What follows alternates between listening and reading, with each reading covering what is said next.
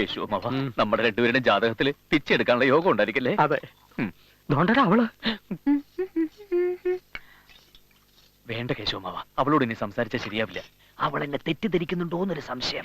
അവള് നിന്റെ ചേച്ചിയുടെ മോളല്ലേ? അത് അവൾക്കറിയില്ലല്ലോ. ஏய் അയ്യോ, പെട്ടു. மல்லிகா என்னம்மா அவர் கொஞ்சம் பொங்கல் அதிகமா போடு. எனக்கு വേണ്ട. இங்க கூட நானே போடுறேன்.